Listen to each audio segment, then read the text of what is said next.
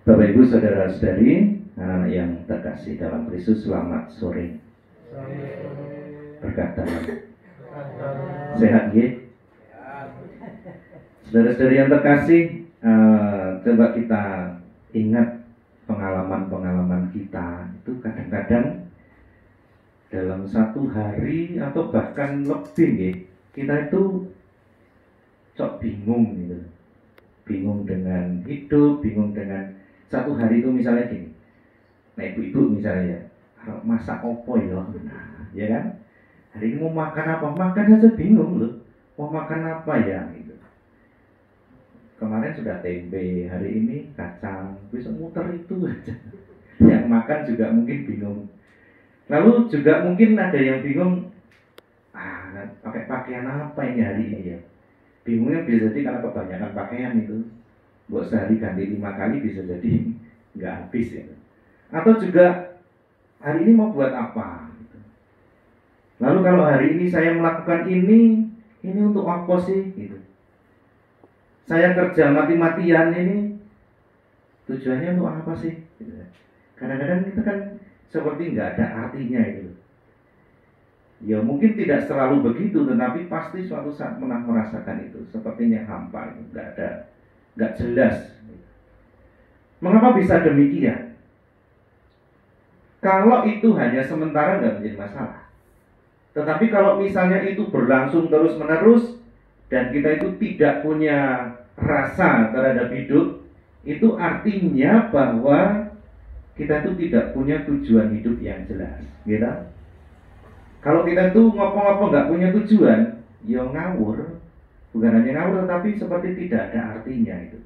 Sama seperti kalau yang masih sekolah itu, ngapain saya harus belajar? Ngapain mati-matian harus ngapal? Ya karena nggak tahu, kamu kan nggak tahu jelas. Saya belajar untuk apa gitu. Kalau orang tidak punya tujuan, kalau bahasa kerennya itu nggak punya visi, nggak punya spiritualitas, ya begitu bisa jadi. Dan kita harus hati-hati.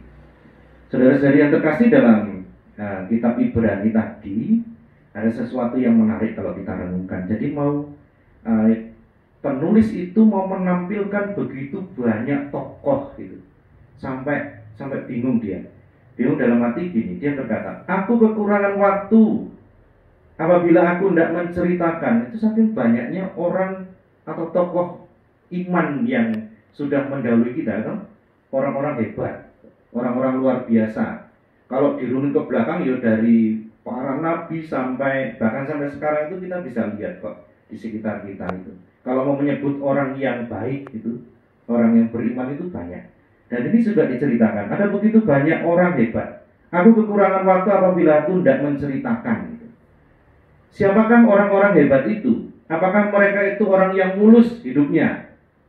Tidak merasakan kecewa, tidak merasakan penderitaan? Enggak.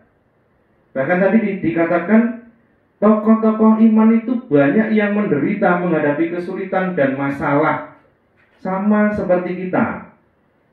Dalam porsi yang berbeda-beda. Kita juga nggak bisa mengatakan, oh masalahku lebih berat daripada jenengan. Ya belum tentu. Kalau posisinya dibalik, ya sebenarnya masalahnya sama sih. Biasanya tentang ekonomi, tentang anak, tentang keluarga. Hanya kegiliran saja. Sekarang saya bagian yang ini, jenengan yang bagian itu. Hanya wang sinawang saja sebenarnya kadang-kadang. Nah, lalu pertanyaannya untuk direnungkan adalah begini. Mengapa orang-orang beriman itu bisa bertahan, gitu kan? Gitu. Mengapa bisa bertahan? Mereka bertahan karena selalu menempatkan Allah dalam hidup mereka. Itu bedanya.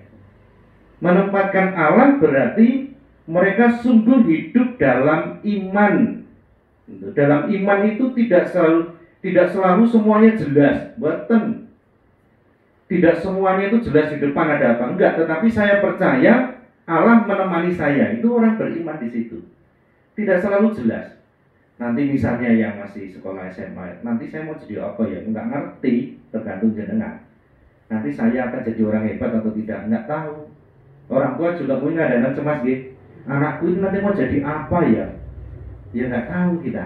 Yang penting kita menyiapkan diri, menyiapkan anak-anak kita, anak-anak itu juga menyiapkan diri dan yakin bahwa dalam penyertaan Allah ke depan itu, meskipun ada kesulitan itu kita kuat.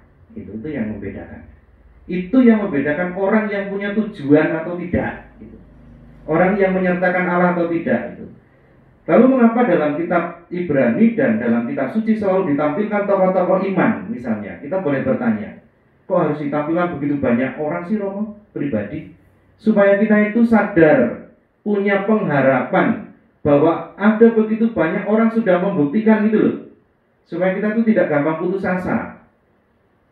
Orang yang membuktikan diri dekat dengan Allah dan punya tujuan hidup yang jelas, itu selamat sampai akhir. Dan ini kan yang harus kita perjuangkan selama hidup. Jangan mudah putus asa, jangan mudah mupus gitu. Tetapi yakin bahwa meskipun saya sekarang menderita, meskipun sekarang saya itu tidak enak gitu, tetapi yakin bersama dengan Allah itu kita selamat. Lalu salah satu hal yang bisa kita renungkan begini, kalau kita menghidupi ini setiap hari, saya menjalankan hidup ini punya tujuan jelas, saya menjadi ibu yang baik itu jelas, menjadi orang tua itu jelas, menjadi anak-anak itu punya tujuan jelas, ada tandanya yang jelas. Kalau kita itu semakin dekat dengan Allah, semakin dekat dengan Tuhan, hidup mewujudkan cinta kasih itu tulus, lalu menjadi pribadi yang murah hati, baik, melakukan sesuatu itu dengan tenang, dengan setulus hati, berarti jalan kita itu sudah benar. Jalan kita itu sudah lurus sesuai dengan kehendak Allah, itu saja. Coba dilihat dalam diri kita, apakah saya sudah menjadi pribadi yang tulus, rendah hati, melayani orang itu juga enak, itu tidak ada penyesalan, tidak ada gerudelan, itu termasuk dalam keluarga kita. Maka mari kita mohon berkat untuk hidup kita, untuk keluarga kita dan orang-orang yang kita janjikan doakan pada sore hari ini. Kemuliaan kepada Bapa dan Putra dan Roh Kudus. Kita